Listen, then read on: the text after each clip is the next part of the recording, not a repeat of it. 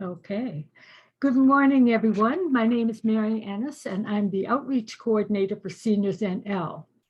I want to welcome you all to this week's Let's Talk About, and today we'll be talking about a topic of great importance: how elder abuse is perceived by Newfoundlanders and Labradorians, and I'll speak briefly to that in a moment.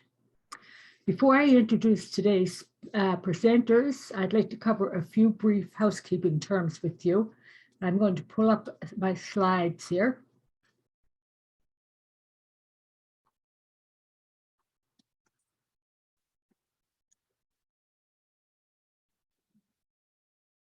Maybe I'm not.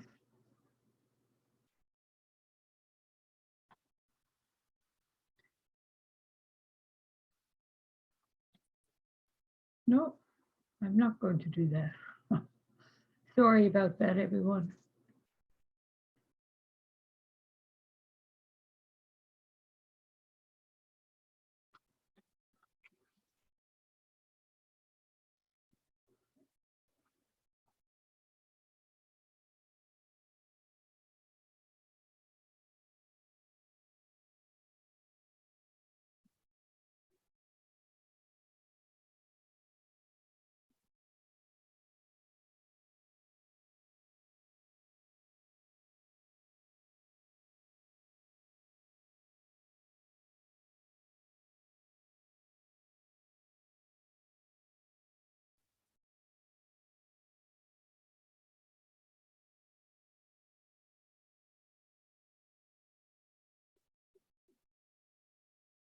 I think I'll get it to work this time.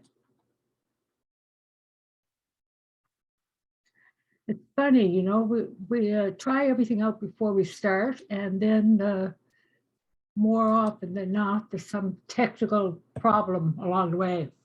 Murphy's Law. Anyway, if everyone would mute your mic to block outside noises, and there's captioning at the bottom of the screen for anybody who needs real-time captioning. And we ask you to put any questions or comments you might have in the chat box so that they can be addressed after the presentation, okay? And hopefully we will be able to open, but there will be time to open the floor for additional questions.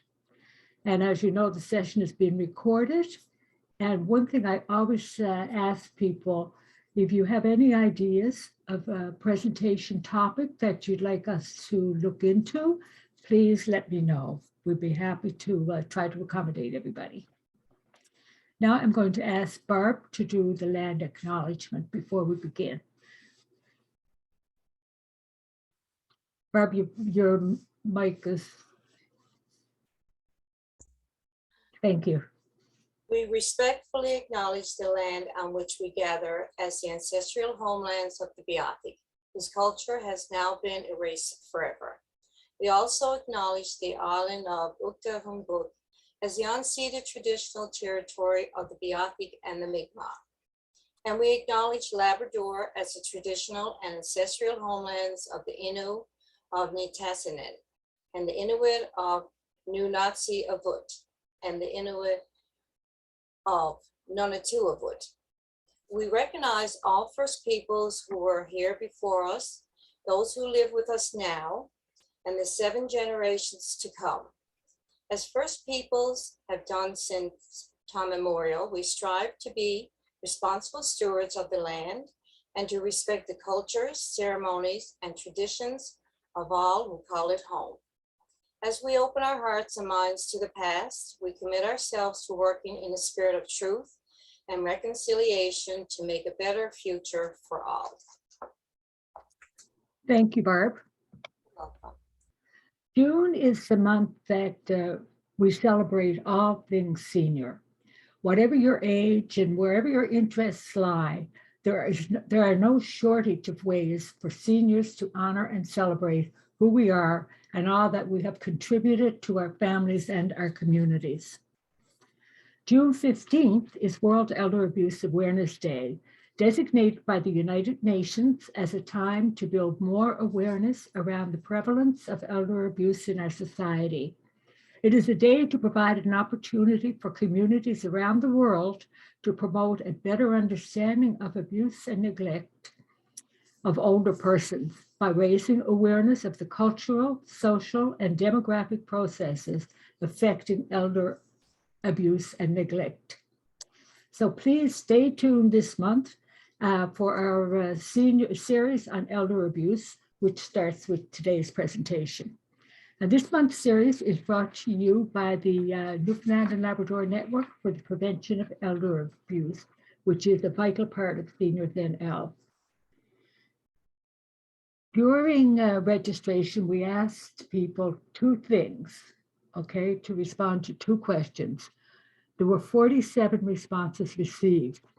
The first question, does elder abuse happen in your community? One person said no. 33 people said yes, it does, and 11 said they were not sure.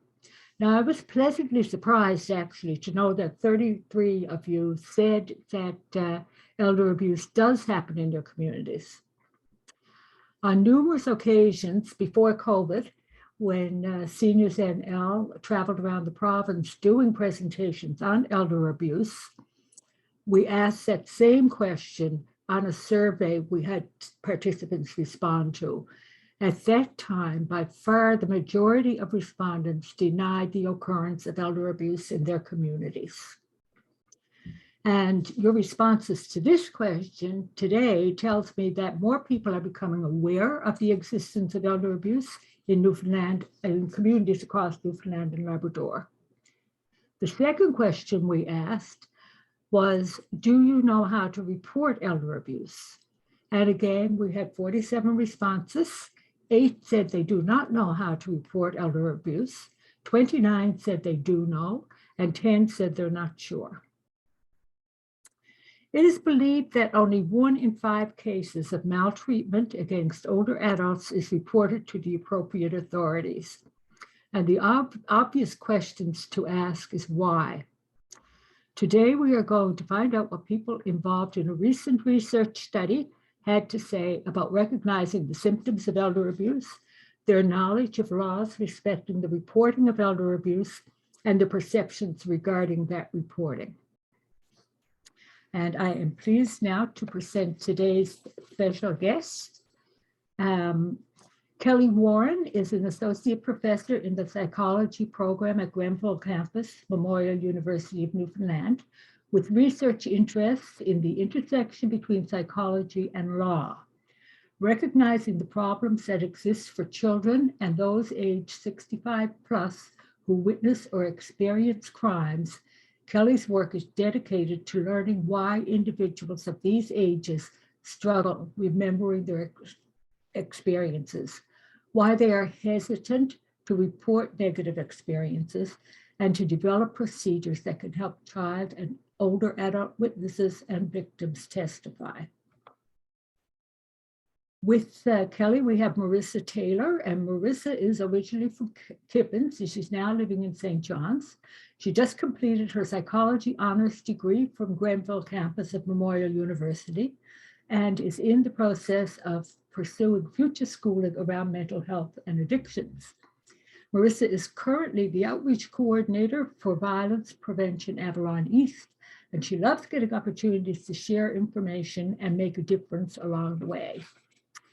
And now Kelly and Marissa will speak to us about their research and what they heard from the people who participated. And after that, we'll respond to any questions that you may have, the ones you had when you registered, and maybe some of them will be covered in the presentation, and the reporting of elder abuse. If time allows, after that, we will open the floor for further questions and comments. So I'm going to take down my slides now, and our guests can put up theirs. Okay, Kelly or Marissa.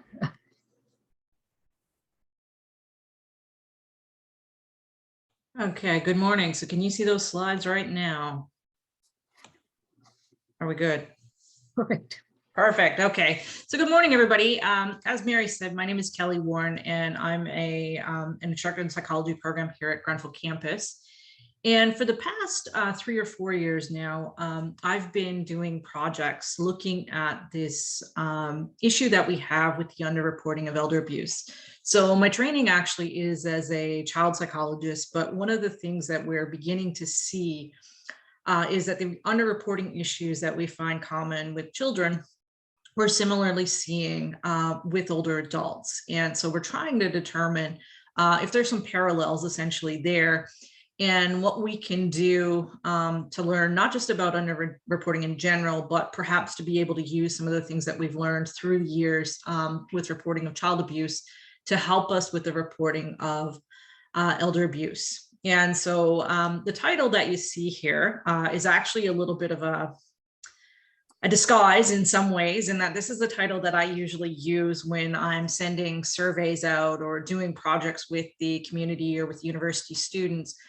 And I mentioned that briefly because I know it did come up in the questions when we talk about the views of treatment.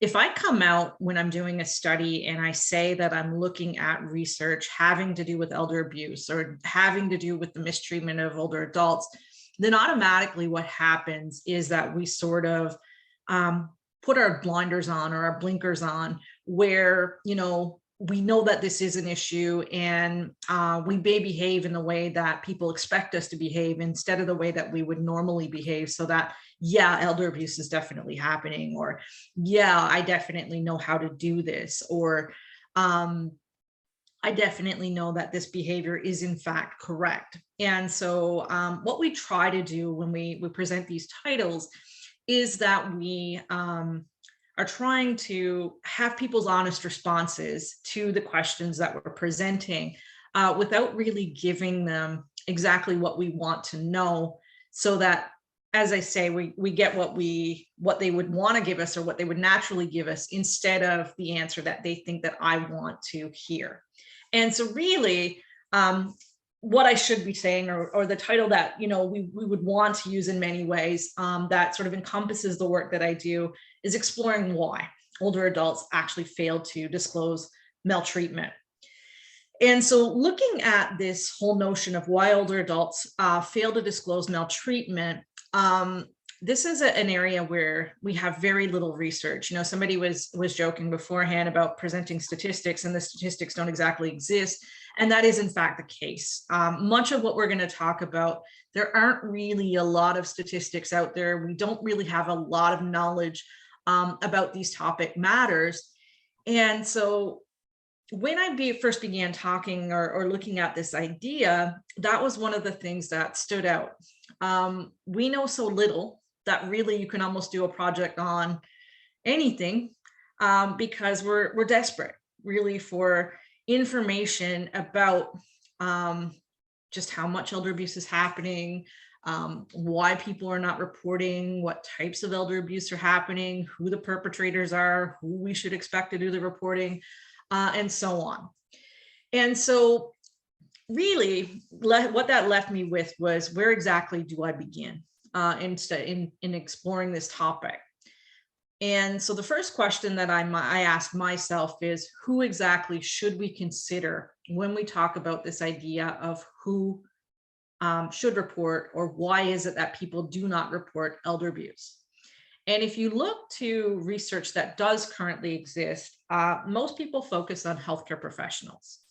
And so healthcare professionals have been asked, do you see elder abuse throughout the course of your daily routine?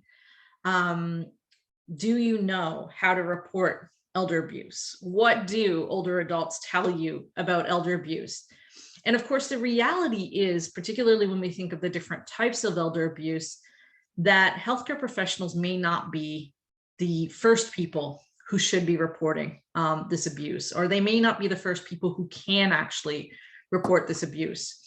If we get to the topic of financial abuse, which Marissa will talk about briefly this morning, what you'll see is that's not really something, unless there's a physical symptom that comes as a consequence of elder abuse, the financial abuse, sorry, that's not something that we would expect healthcare professionals to in fact pick up on.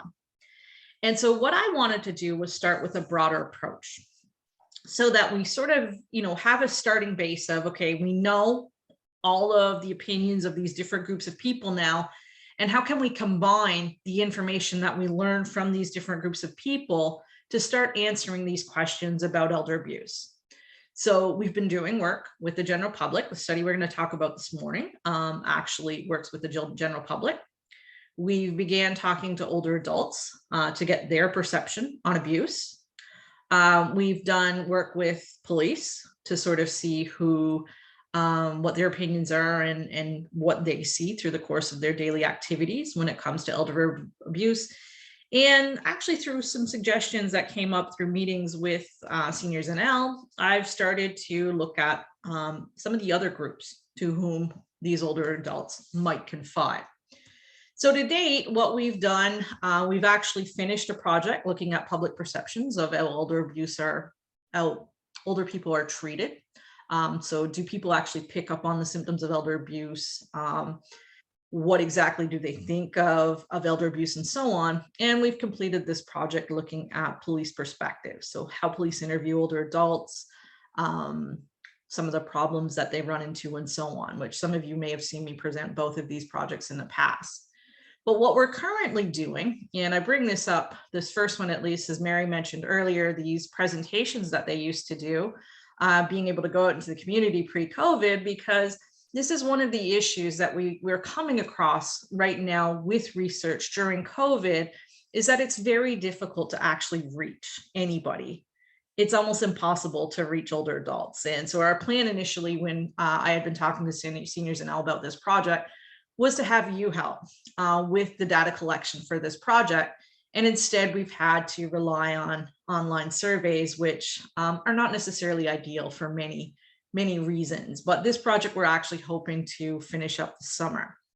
The project that we're currently going to talk about is a project that's looking at examining the perceptions of underreporting of elder abuse, particularly when that circumstance varies. And so what I wanted to see was whether or not the reasons that people give for underreporting actually differ according to the type of abuse presented, whether they differ depending on who the perpetrator might be, whether they differ according to the demographics of the individual that's actually involved in that abuse. And so that's a study that we're going to focus on mostly this morning. I'm going to actually turn things over to my student, Marissa, who did this project with me as a part of her psychology degree here at Grenfell.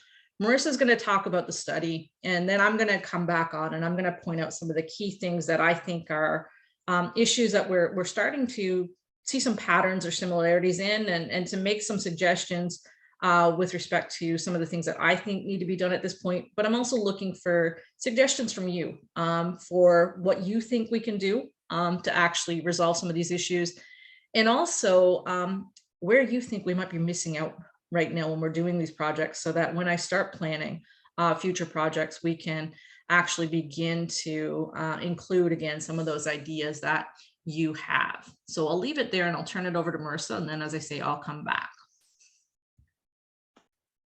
Hi everyone, good morning. I'm just gonna share my screen.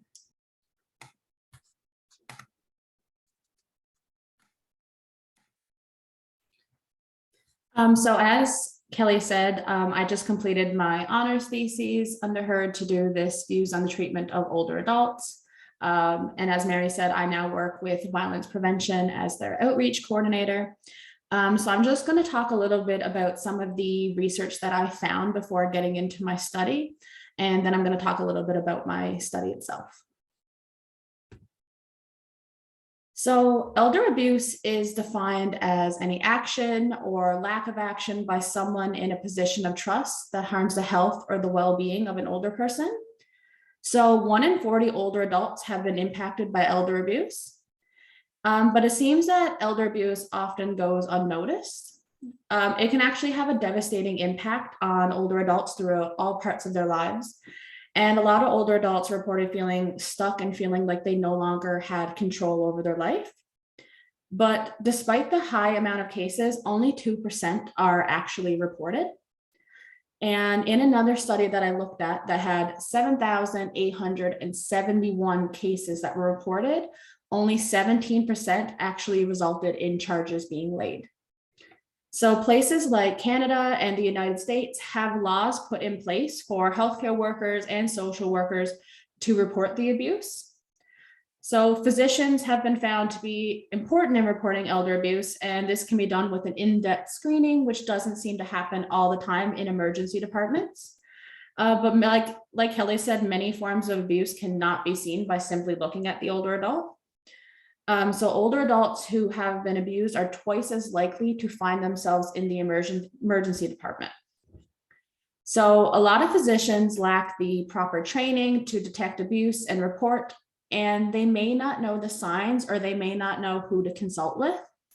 So previous studies have shown that over half of professional caregivers admit to aggressive behaviors with older adults for whom they are caring. And this increases when the older adult has dementia or another cognitive impairment. So there's an unspoken assumption that the onus should be on the older adult to report the abuse, but the identity of the abuser can play a big role here, because the older adult may want to protect a family member, and quite often it seems to be that family members are the abusers. And older adults with dementia are at a higher risk of facing elder abuse. It's actually double. And if older adults are unable to report, it's important for other individuals to do the reporting for them. So only 17% of past reports have come from family members. The rest have come from social workers and even neighbors. So family members may not understand that abuse is happening or may not think that it could possibly happen to their loved ones. So the 5 main forms of abuse that I focused on in my study was physical abuse, emotional, sexual, financial, and neglect. So being trained to notice one kind of abuse does not mean that you'll notice other types. Like Kelly mentioned, a banker can speak on financial abuse, but that doesn't mean that they would notice something like sexual abuse, for example. So people may look for signs that they expect to see, and if they don't see them, they may assume that no abuse is happening. So, like I said, there's been a lot of research done with who should report and underreporting among professionals, but the general public was never really addressed. So it's assumed that people know how to report, but is this always the case? So I wanted to see what the public knew about reporting, underreporting, who they think the abuser might be, and the impact of a dementia diagnosis. And I also wanted to look into the gender of the perpetrator and the victim. So I had 200 people participate in my study. And the ages ranged from 18 to 21, but the average age of participants was 26. So participants were randomly given a scenario to read. So it involved an 89-year-old by the name of Pat, who was visited by Noel every week to play a board game together. So Noel begins noticing potential signs of abuse in Pat, which is the physical, emotional, financial, sexual, and neglect. And Pat is either at home or in a long-term care facility. So did participants recognize symptoms as potentially abusive? So 86.5% of participants thought that the symptoms they read about in these scenarios should be reported. But for those who didn't see the symptom as needing to be reported, it was split among financial, emotional, and sexual abuse. So 57% of the participants believed that the abuser was the caregiver, and participants believed that the caregiver was the abuser more in a long-term care facility, except for in the case of sexual abuse. So despite recognizing caretakers are commonly those who abuse older adults, there was very little recognition of the large number of adult children and other family members who engage in such abuse. So majority of my participants felt that Noel, which was the older adult's friend, should be the one to report the abuse. But as you can see from this line, it's actually less than 50% for everybody else, but it's actually mandatory to report elder abuse in Newfoundland and Labrador. So it actually should be at 100% for all of them.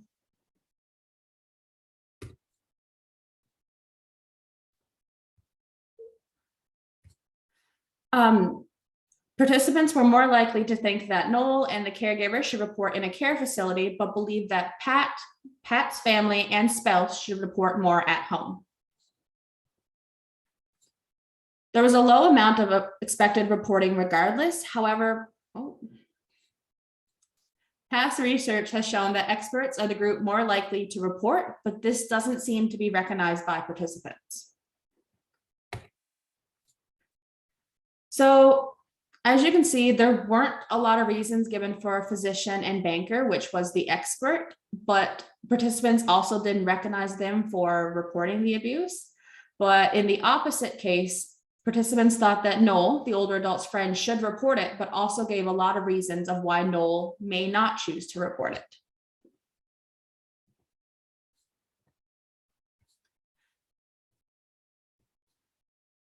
So for who participants think the abuse should be reported to, many of the participants believe that the abuse should be reported to a social worker, but more people were unsure about where the abuse should be reported rather than thinking it should be reported to the police.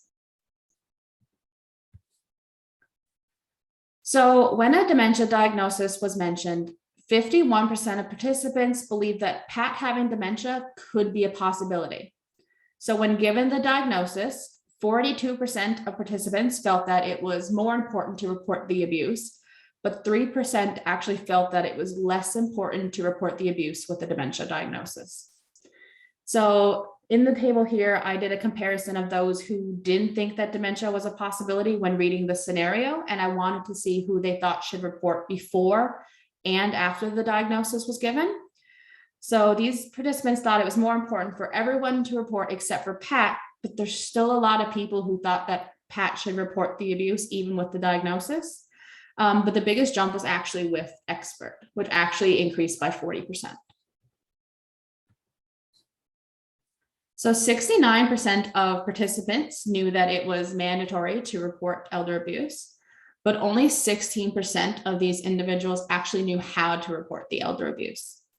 So down in the right-hand corner, I actually have the number put for if you suspect that someone is being abused. So a social worker will actually reach out to the older adult and ask them if they would like things to go further. And if the older adult is of sound mind and body and they say no, then it doesn't get taken any farther. But if they say yes, then more will be done.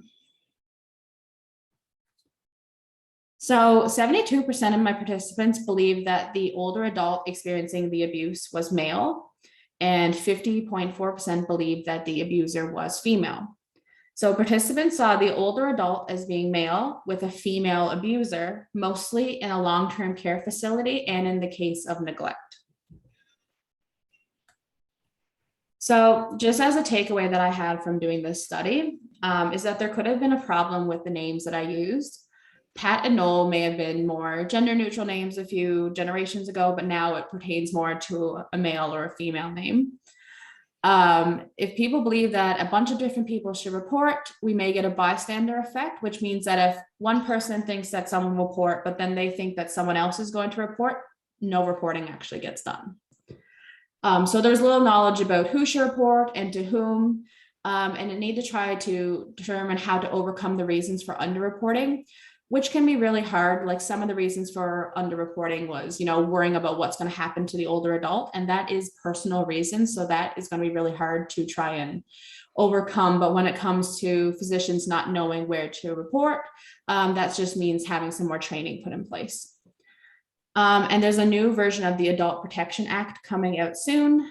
So it would be important for them to look into things like this to know what the public knows and what they don't know, and how to approach helping them recognize the signs of abuse and how to report. So that's it for me, and I will turn it back over to Kelly.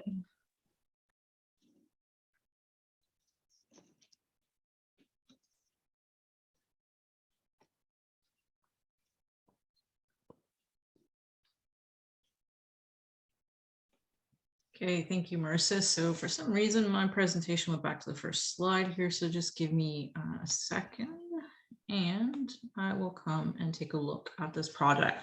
So just wanted to put this slide back up for a second, because as I say, these are projects that are currently in progress.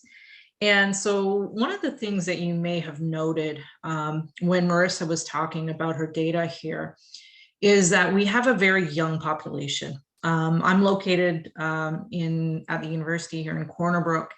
And, as I said, Marissa was one of my students. And so those are the people that we generally have access to, which means that our sample is really young. And I'm a little bit concerned about just how representative this would be of the public as a whole. So I have no doubt that this may be the attitudes and the experiences of younger individuals, but I'm not quite certain what we would see if we sampled a slightly older population. And so that's one of the things that I want to try to do with this project over the summer, is to share this with more people in the community to see if things do change. You will have noticed that, as I mentioned before, when we got to that idea of mandatory reporting, her numbers were different from the numbers that Mary reported earlier with respect to this session. We would also see there, and the big thing that stands out to me is the discrepancy between the number of people who said it was mandatory to report and the number of people who actually said they know how to report. But we took that a step further, and we actually asked people, okay, well, yeah, you said you know how to report, tell me how to report. And even when we look at some of those 16% of the 69 who actually say that they could report, we see that some of them didn't, in fact, when we look at how they said they would report, know what the appropriate steps would be. And so what I want to get a better sense of is how this would look if we included individuals in their late 20s, 30s, 40s, 50s, as these may be the individuals who are the adult children of these older adults who are experiencing elder abuse, and may be the people that stand most directly in the path of being able to report the abuse circumstance. And so I put it out there. If you know people, if you're willing to share this survey, please let me know, and I can have Mary send out links or whatever, so that we can in fact try to get a more representative population as we move forward. We're sharing it on Facebook pages and things, and trying to get people to fill it in. And really, the more people that complete this, the better our understanding of what people in the province really think about this. But what I want to also point out is some of the things that really stand out to me here. And so this comes directly from Marissa's slides. But we see here that those who did not see symptoms as needing to be reported were equally divided across symptoms commonly seen among those experiencing financial, psychological, and sexual abuse. So you'll notice that verbal abuse and physical abuse are not listed here. So if you have an older adult and that older adult is being yelled at repeatedly, maybe their grandkids are being kept from them. Maybe they're, having things happen that are visible to the public, then these are things that people recognize as being problematic. Likewise, if we think of physical abuse, if you've got an older adult with bruises and other physical injuries, then people are picking up on these things and they're seeing them as abusive. But it doesn't necessarily seem to be the case when we talk about these other forms of abuse. If we think about financial abuse, do people really notice when money's disappearing from your bank account? Do people really notice, unless maybe the lights get cut, that you're not actually paying your bills? If we think about psychological abuse and somebody's manipulating you in some way, is that something that other people are necessarily going to pick up on, particularly in some cases when we see, that perfect looking family where on the outside, we don't really think anything is happening, when behind closed doors, we have a complete nightmare that older adult is experiencing. And then when we get to the topic of sexual abuse, I think this is an area where any number of issues can come into play. And I've been doing a number of these presentations over the past couple of years now. And anytime I mention sexual abuse, this is one that, I know when we've been doing the project right now where we're presenting scenarios to older adults and having them tell us what they think about, we're getting some really interesting answers when it comes to these sexual abuse scenarios. For starters, this is not something that people really feel comfortable talking about. And, I think that would be the case regardless of the person who's being abused. But one of the things that I'm hearing from the older adults that I'm talking to is, listen, people don't think of us as necessarily being sexual creatures. And so if they don't think about us as having sex or other people wanting to have sex with us, then they're definitely not going to think about us as being sexually abused. When you talk about the idea of actually telling somebody, one of the things that people are saying when I'm doing these presentations is, listen, I'm not going to tell that individual that I've been sexually abused because I'm going to be laughed at. Who would think that somebody would want to do that to me? And so, as an individual, these things are very disturbing to me for obvious reasons. But I think that's where we sort of need to first step out and start to look at what we can do when it comes to these topics. Because I think for a long time, and some of you have heard me say this repeatedly right now, we've lumped abuse together so that we just talk about this concept of elder abuse. And if nothing else, I think one of the things that this research is showing me is that I can't compare financial abuse to physical abuse. I can't compare psychological abuse to sexual abuse, and so on. And so if we're thinking about it as that whole, then I think we're not getting at this idea of what this means for the person who's actually experiencing that abuse.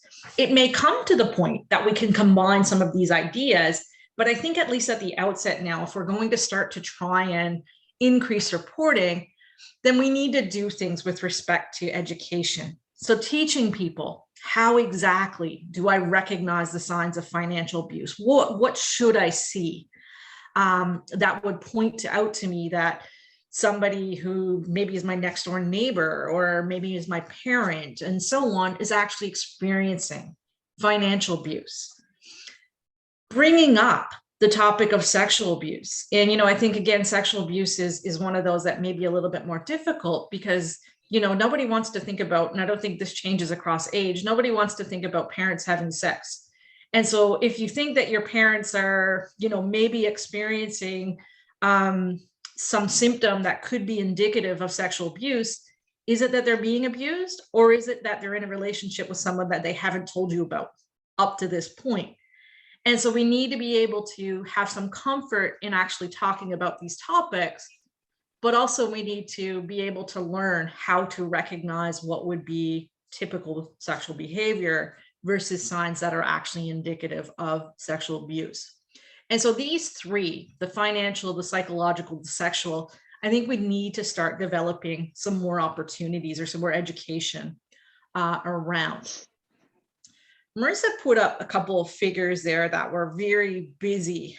And I want to sort of break them down a little bit so that we can take a look more closely at what we're seeing happen with those figures. And I'm recognizing as I look at my screen now that this may be partially covered or fully covered on your screen. But this is a proportion of individuals who believe each of these, proportion of participants, I should say, that believe each of these individuals should report. So the way that we presented these options to our participants was that individuals who saw either sexual abuse, financial abuse, physical abuse, or I'll get it out in a second. Everything other than banking, essentially. So everything other than financial abuse, they were given the expert as being a doctor or physician. Anybody else, anybody who received the financial abuse was asked if this was something that you should report to a banker. So we just lumped them together in this question. And what you can see here, and I purposefully leave this from 0 to 1, 1 would be 100% of people, is we're somewhere in the 20s. I think it's actually a 27% here of people who think that these individuals should report, which, when we think about the concept of financial abuse, I'd like to think if a banker is going to pick up on these things, then they will actually report that abuse. Likewise, I like to think that a physician, if they pick up on signs of abuse, are going to report those signs of abuse. But what I'm wondering as I look at this is what exactly does it mean when we're not expecting that expert to report? And I shouldn't really word it that way. I should say, is it that's what's happening? That this is an expectation that we don't expect that expert to report? Or is it a lack of faith in that community of being able to pick up on the signs? Is it a lack of faith in being able to share information with these people? I think that's something that we have to further explore when it comes to this topic of these healthcare professionals, or in the case of financial abuse, these financial people who could potentially help in this circumstance, but yet it's not really being recognized. And what you'll notice is perhaps somewhat representative of the fact that people very much thought that these individuals would not be the ones to report. We see very little in the way of reasons being given as to why these people would not report. Now, the reasons that you see there are reasons that have been derived in past studies. So studies with experts, experts again being those healthcare professionals, but these are the things that they bring up as the reasons that they think older adults would not actually report. We have some open-ended responses of other reasons from older adults as well, but we haven't actually had a chance to analyze those yet. But this is what you're going to most commonly see. There's not really much of a pattern in those other reasons, regardless. Now, as Marissa mentioned, what past research is showing is that we have very little in the way of people outside of the healthcare system who are reporting abuse right now. I'm doing a project with one of my students here now where we're trying to get some more statistics on who actually does the reporting. But as I say, when we look at this, we see very little in the way of reasons being given for experts. And I find this pretty interesting because what research has shown when they're actually doing studies with experts is that these three are commonly being given.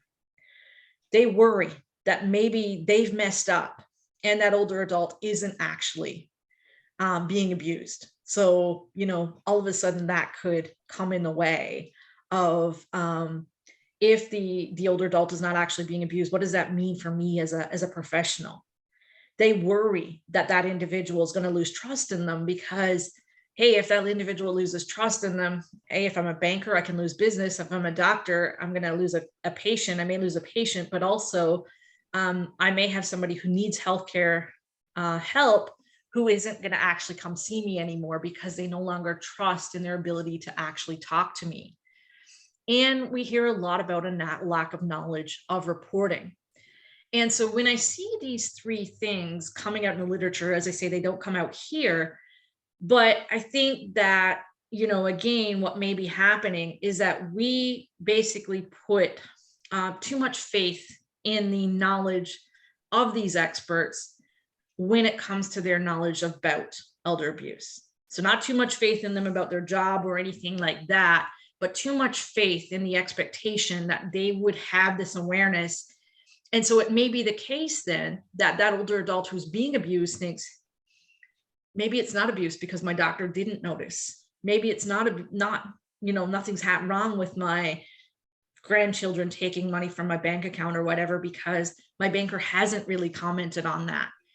And so all of a sudden it brings the questions back onto the person who's being abused, or maybe back onto family members, because if those experts didn't notice, then maybe it isn't actually happening.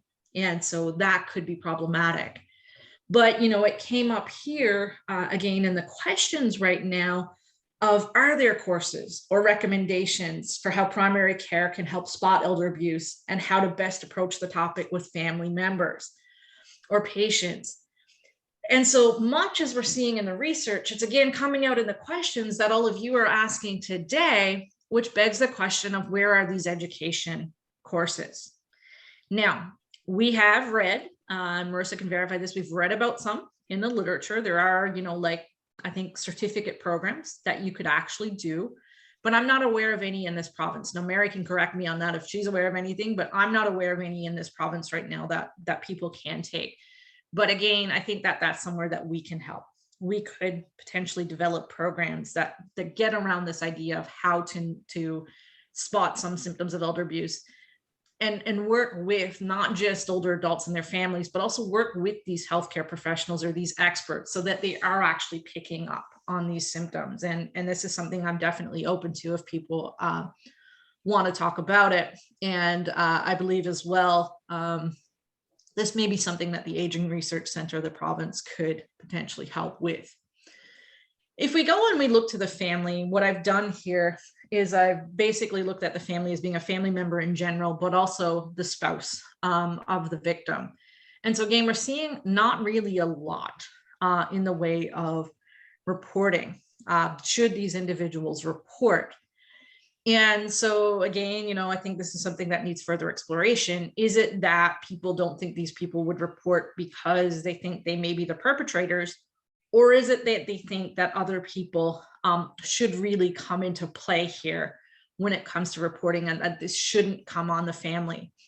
And when I say that idea, this shouldn't come on the family, if we look at those reasons again for not reporting, we see far, far higher rates here than what we were seeing with those experts. And in particular, there's a couple patterns here. So much as we saw with adults, with the experts, we see this worry about incorrect reporting, lack of knowledge about where to report, fear Pat will lose trust in them, things that again speak to that education piece that I think we should look into. But the other two things that get added at this point is that they would rather directly contact the abuser. I think this may speak to who the abuser would be, and I think this has potential for disaster, depending on who the abuser would be if family members are actually reaching out to that person. But also fear of what will happen to the older adult once abuse is reported. And so again, education. If we can actually point out this is, what will happen in the case of reporting, then that's something that we need to educate people about.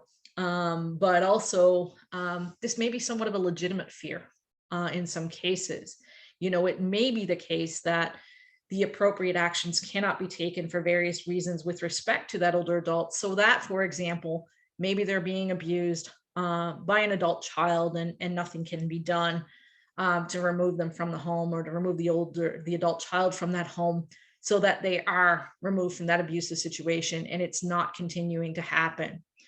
So this one's a little bit tougher in that, if we want to look at what's going to happen to that older adult, it's not the same as something like child abuse where we can just automatically remove somebody from the home. We do need to be more careful with respect to this.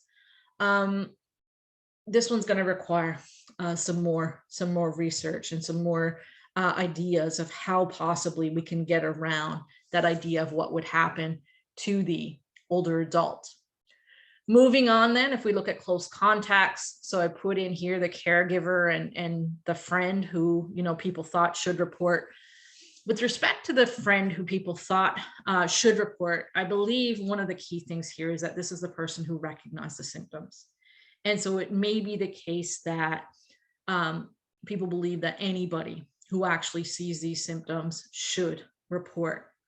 But what we're seeing as well is that, much like we saw with the other family member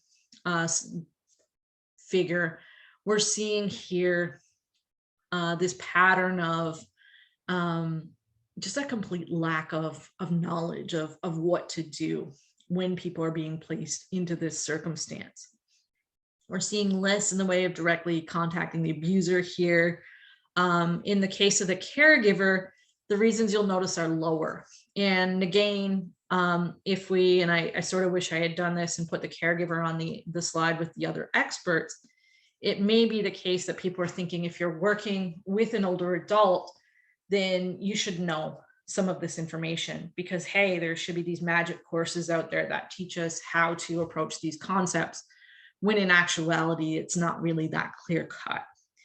And so again, maybe this is something that we can do to start offering education courses for caregivers who are working with the older adult, assuming, of course, that they're not actually the abuser, so that they do know the appropriate steps to take if they do come across some signs of abuse. And I do know, at least within the care facilities, one of the most common things that we're seeing in the database that we're compiling right now of people who actually do report, caregivers are commonly one of the sets that does report. So you have two people maybe who are working with that one individual. One of them is actually abusing the older adult, and the other one notices something and reports it. But again, you need to know how to report before you can actually report. So again, see that idea here, the education piece, but this is really, again, where we're seeing that fear of what's going to happen with that older adult, particularly when we talk about that friend. And so if we have that fear of what's going to happen to this person if I report, then that's something that we have to determine how best to approach. Looking at the victim, so this would be the person who's being abused. We're seeing people expecting that victim's going to report. As Marissa indicated, this did drop with the mention of a dementia diagnosis, but it didn't go to 0%. And so I think, when we talk about this idea of assuming that these individuals will in fact report their own abuse, we may not truly be recognizing some of the negative feelings that these individuals are actually having, or some of the fears that they might have with respect to reporting abuse. But we might also not be recognizing the impact that a cognitive decline could have on a person's ability to report. With reasons, we see sort of three patterns here. Worry they're wrong. So again, that idea of worry they're wrong, we need to start teaching what is and isn't appropriate. Lack of knowledge about where to report. We've got to get this information out there. The last two, so the fear of what will happen to the older adult, as I say, that one's a more complicated one that we should really be doing more research on. And this is really that first time where we see that wanting to protect the abuser that comes up quite frequently. Because the abuser is oftentimes somebody who's known to the older adult may in fact need to rely on them for various reasons. They don't want to report them. I'm a little bit surprised that people didn't acknowledge this with family members as well, perhaps wanting to protect another family member. But again, that idea of wanting to protect the abuser, that's one that, I want to start focusing on. And I'm open to ideas if people think, how exactly we can approach that topic with older adults of how to protect the abuser. So I already went through this, but as I say, the mandatory reporting piece, we don't really see a lot of people who know how to report. And so I think that that's one that we can potentially talk about. So I was in a meeting a few weeks back, and I was saying to one of the individuals with the Adult Protection Act, I'd seen this commercial that's being done with child abuse right now and talking about the idea of the mandatory reporting of child abuse. And I don't think I've seen anything similar with respect to commercials with elder abuse. Maybe that's something that we can actually do, particularly as the new Adult Protection Act is being introduced, and they're going to be putting together sort of a blitz of teaching people about this. But maybe there are more subtle things as well. So I noticed, for example, that if you go to a public washroom, one of the things that you'll often see on the back door of the stall is messages of how to report sexual abuse for female victims of domestic violence. And, I believe the assumption is when we see these ideas or these signs that get placed in the bathroom stalls, this may be the only place that individual is alone and not in direct contact with their abuser. And so is there something that we could do similar so that we think of places where older adults might be, where we can give them that little snippet about sexual abuse or about other forms of elder abuse so that they know what mandatory reporting laws look like. So maybe we take advantage of something like that, and we use bathrooms and start posting messages in 50+ clubs or malls or other places where we might actually reach the people who are being victimized. And so I think, you know, when we look at this whole idea of education right now, we have to consider not just one education plan, but we have to consider multiple education plans. And specifically, what we should be doing here is we should be developing education plans for appropriate audiences. So that if we look at those experts, so your social workers, your doctors, your nurses who may be in physical contact with individuals who are experiencing abuse, how can we teach them about recognizing the signs of abuse? And again, some of these programs exist. And so it may be just making sure that these programs are offered in the province.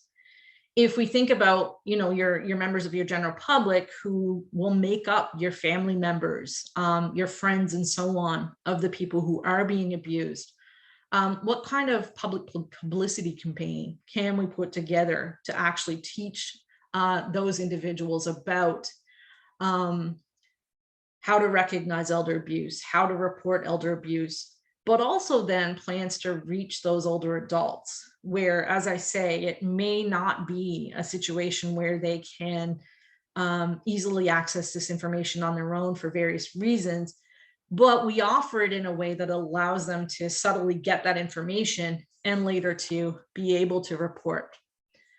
The plans also need to include a recognition of the different kinds of abuse. As I mentioned earlier, you know, at least in this particular study and with the young sample that we have so far, what we're seeing is that people are recognizing verbal abuse. They're recognizing physical abuse. And so those may not be the ones that we most need to heavily target.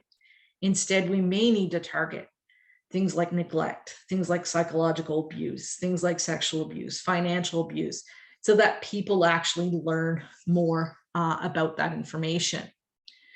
And we need to increase awareness of the Adult Protection Act, not just knowing that it exists and that it's put in place for older adults, not just older adults, but any adult who's not capable of actually reporting that they're being abused.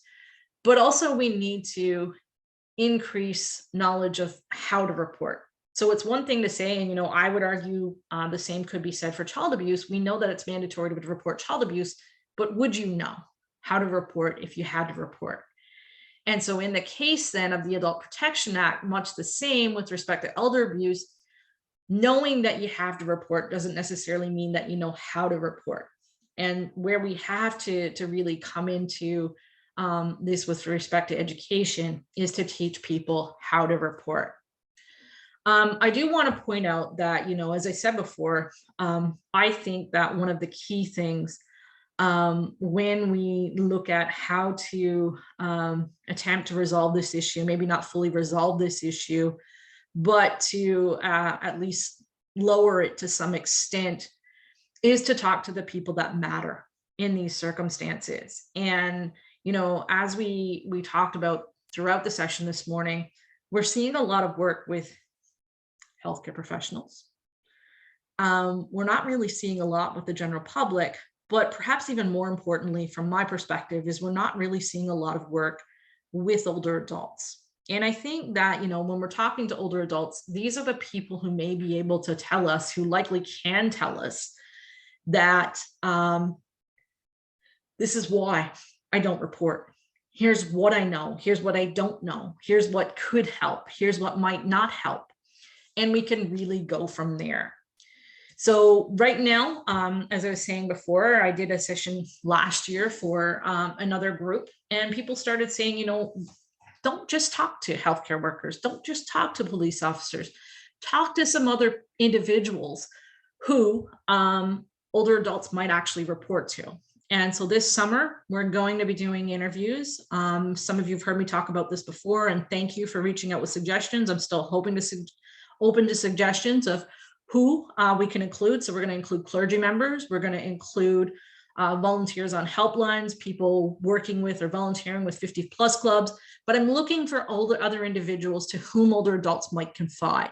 Because if there's somebody to whom an older adult could confide, we may be able to figure out what is it about this person that makes an older adult open to confiding in that particular individual. And that's something then that we may be able to use to our advantage to encourage other older adults to actually come forward and talk about their experience. And so if you have suggestions, if you have people, please pass them along. My research assistant's starting with me full-time next week, so we're going to start calling people and looking into ideas then. A lot of the times when I'm doing these presentations, people come up with the question of, what do you mean? What does this mean with respect to dementia? So what if the abuser is somebody who's suffering from dementia? We've looked into this whole idea of research where the abuser is actually somebody who's suffering from dementia. We can find very, very little. And so that's something that we're hoping to start exploring early in the fall. And, Marissa's project, we looked a little bit at dementia and the role of dementia with the victim. We're going to explore that in greater detail. And so again, if you have ideas, please pass them along and we'll talk about or try to explore some of those ideas. One of the other comments that's commonly coming up is this has to do with ageism. Everything is, it's an ageist society. And right now people don't necessarily recognize this, but they don't treat older adults appropriately because of various thoughts that come around that idea of ageism. And so we're going to try to actually exploit this and point out to people, figure out how much of a role ageism actually plays in this, and hope that if we can clearly demonstrate just how big of a role ageism plays. And unfortunately, we're seeing this even in some of our interviews. I don't necessarily think it's meant to be ageist, but we will hear sometimes, for example, I just think about an older adult as being like my grandmother. And so I talk to them like they're my grandmother. Well, an older adult who's experiencing abuse may not be your grandmother and may have very different patterns of speaking, may have different cognitive abilities and so on from your grandmother, and treating her like your grandmother could actually interfere with that idea of reporting. So we're going to try to pick up on how exactly ageism is coming through here and what we can actually do about it. And so one of the things that I've been hoping to do this summer, I'm still fingers crossed thinking that this might come to fruition, but I would love to have some sessions where, almost like a focus group, I can just sit down and talk to interested people, whether they be people who work with older adults, but also the group that I'm particularly interested in right now is older adults themselves. And I'd love to hear your ideas about where things currently stand with the whole topic of elder abuse and where we need to move with respect to elder abuse, so that I can actually try to turn some of this stuff into research ideas and hopefully better determine how we can help long term. So I believe, that's it for my slides there. But before I do open the floor, I'm going to go through. I can see there's a bunch of things in the chat, so I'm not sure if those are questions or not. I'll take a look in a second. But Mary sent some questions out yesterday, so I'm just going to quickly go through those. And then if you do have more questions, then by all means, type them in the chat box. But also I have my email address there at the bottom. I've mentioned a lot of things in terms of sharing studies, participating in studies, looking for research ideas, looking for people. Maybe you have questions I haven't answered today. Maybe you want to learn something about a project I have done in the past that I didn't talk about today. By all means, reach out and I will do what I can to answer those and to help in any way that I can. So the first question, are there courses or recommendations for how primary care can help spot elder abuse and how best to approach the topic with patients or family members? As I said, we know they exist. I'm not aware of them being regularly offered in the province, but if anybody knows any differently, then please jump in and correct me. But that's something that I would like to try and encourage and see how we can figure that out. How much support is available to maltreated seniors within Newfoundland and Labrador? What professional follow-up happens routinely? So we do have the Adult Protection Act. Marissa put the telephone number up there earlier. They also have a web page that actually explains how the Adult Protection Act works. If you call that number, you will be connected to a social worker that's in your health region. We have noted in other sessions that there are some problems sometimes, particularly on weekends, with people calling that number and not necessarily recognizing there's nothing on the message that says it's adult protection. But please, you can do that. There's also Seniors NL has a helpline, and they can share that information with you of how to report. But what I am going to say, Mary mentioned in an email to me yesterday that Henry Kiley is going to be doing a presentation next week on ageism. And also Steve Ross is going to be doing a presentation at the end of June looking at the Adult Protection Act. They have far, far more knowledge about the reporting process and how it works than I do. And so I strongly encourage you to attend those sessions. And both of them are very friendly, very helpful people. And so please reach out to them, and they can help you, as can Seniors NL. Are there any issues between husbands and wives? You'll notice that what we were talking about this morning was studies looking at perceptions of elder abuse and not things looking at actual elder abuse. There isn't actually a lot of research out there that has sat down and has actually put together, these are the specific numbers with respect to demographics around elder abuse. I have a student of mine right now working on a database so that we can look at the demographics of cases that have actually proceeded to court. I'm also in talks with Seniors NL, RNC, RCMP right now to try and get some numbers, also with the Adult Protection Act, so that we can start looking at differences in terms of reporting practices and so on across those groups in hopes of getting those statistics for the province. But unfortunately, right now, I don't think we actually have any clear numbers. So that's the first set of questions.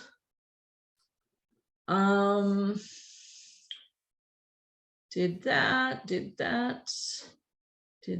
Okay, financial abuse. Again, it's something that can be reported through the Adult Protection Act. They can actually help you. But also talk to your bank.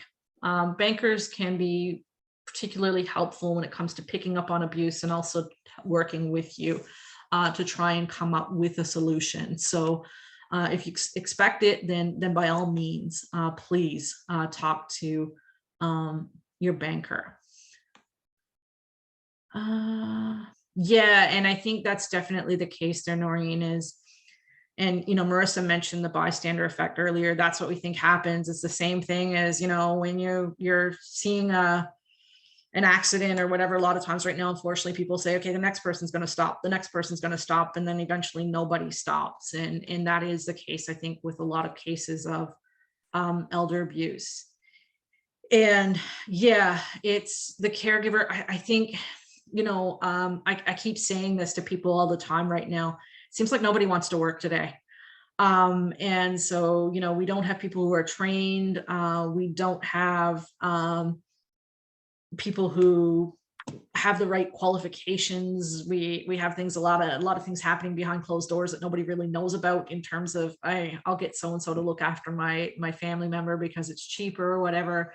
And maybe we can start looking at putting regulations into place, but when we're so desperate for help, I don't necessarily know how effective that's going to be. And as I was saying to Mary earlier this morning, I think, that's one of the things that COVID has made us aware of right now, that we've seen so many horror stories in some long-term care facilities with older adults being left unable to care for themselves and so on. There is a spotlight on it, but we got to make sure that the spotlight stays on it, because as soon as we give up, people are going to quickly forget that, especially as things start to go back to semi-normal right now. And, I know I've had this discussion with some of you before, but even right now, in terms of the whole mask mandates and so on, and this whole discussion of the people who are dying while they're old, that alone is pointing to the fact that we've got a lot of things that we need to need to change with respect to attitudes right now. Definitely in terms of the idea of the court systems being more proactive than reactive. In other meetings, one of the things that's coming up is how far cases go before they actually reach the court system, if they actually do reach the court system. And I'll stay, I don't want to give too much away here this morning, but stay tuned. Some of us are doing some things right now that we really hope will help when it comes to this whole idea of how to approach this within the justice system. Yeah, definitely. Great idea in terms of the banks as well, and including that. So yeah, I will note that. And again, if you have ideas, please send them along either here or send me an email. As I say, screening tools, they exist. I don't know about banks. Screening tools do exist for physicians and emergency departments, but you have to actually use the screening tools in order for them to be effective. And one of the things that Marissa's found is that a lot of hospitals don't actually have the screening tools on site. And when things get busy, even if they have them, they're not necessarily doing the screening. And of course, as we know, emergency rooms can get very busy, and that could actually get in the way of being able to pick up on it.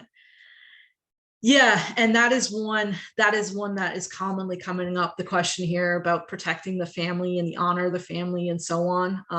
Again, this is something that's come up in other talks with, especially with Newfoundlanders. We've got this sense of pride and care for family, and we want to be careful about what it is that we're saying and doing, and we want to protect everybody. And so unfortunately it does in fact get in the way. How often aware is the senior alone with someone?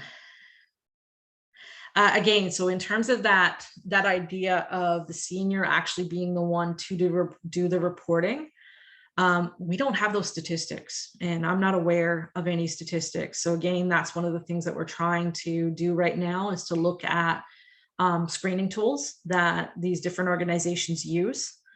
So we can see how often is it the senior who's coming forward, how often is it a family member, a caretaker, a stranger, a neighbor, whoever. Because if we can figure that out, we can try to figure out who it is that we most need to target. And hopefully seniors do report, but we're not quite sure how often that is in fact happening. Thank you, Kelly and Marissa. That was great. That's a lot of information to take in. Sure. Yeah, I know. Sherry has been monitoring the chat, and there may be some questions in that. Sherry, are there any questions in chat? Looking through them now, it's mostly everything has been covered. There's a couple of comments. Caregivers, like you said, are so scared these days. Many are hired out of desperation off the street with no training. Kelly touched on that. And Joseph do have one. Our court systems need to be more proactive than reactive to a lot of abuse cases. And Lee, who works here as our project coordinator. Lee, if you want to step in here. Or okay, she's probably off on another meeting. Lee. Hi. Okay, Sherry. sorry. Yeah, I think Kelly addressed my question about targeting different groups. I'd love to see if there is some kind of screening tool for banking.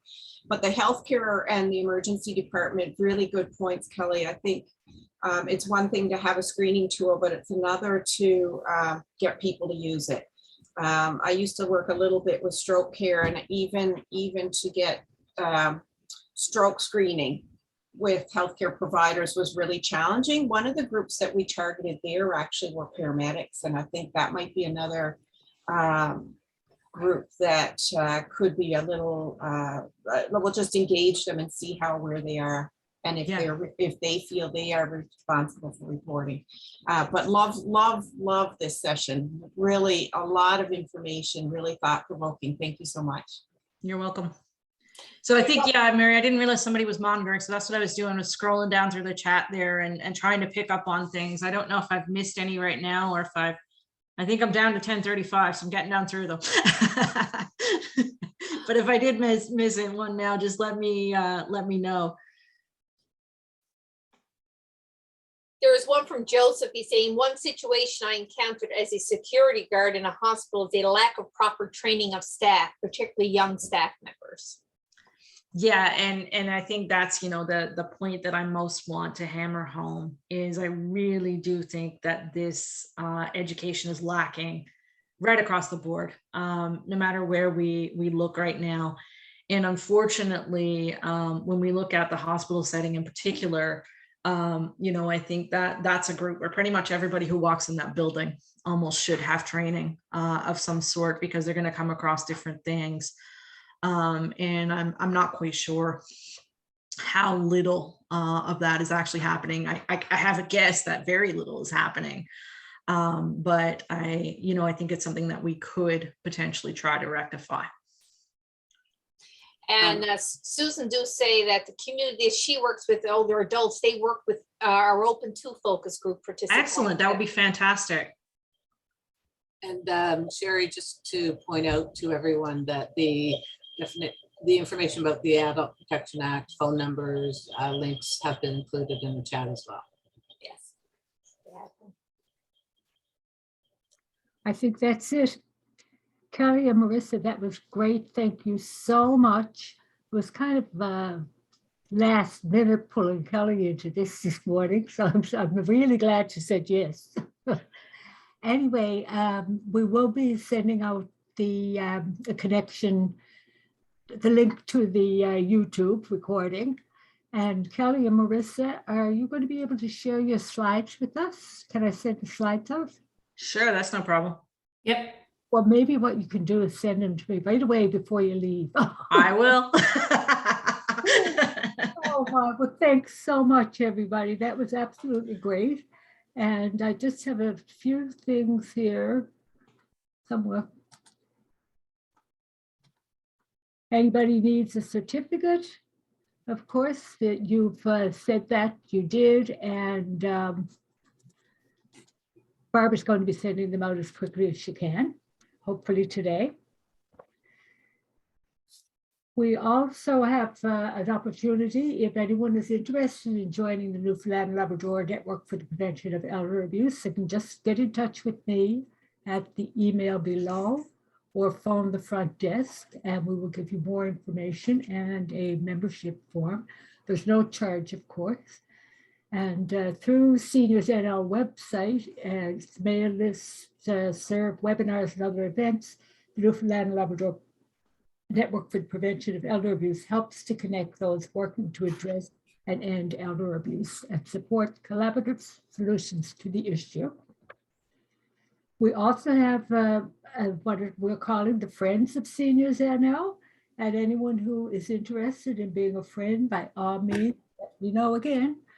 And this is an intergenerational opportunity to engage people of any age in the well-being and independence of older adults. So basically what we expect of friends, we give them business cards, and if they're talking to anyone, with questions about programs and services available to seniors, just pass them a card, and our information, our contact information is on one side, and they can give us a call, and we will be happy to help them.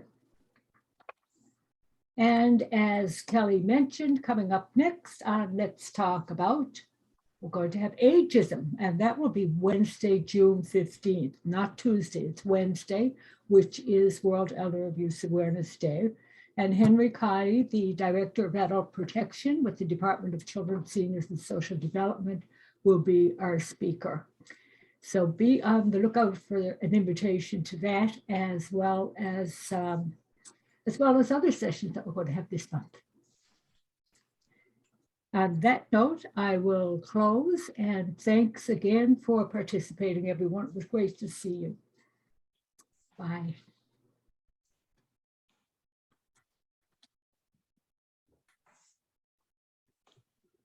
So close.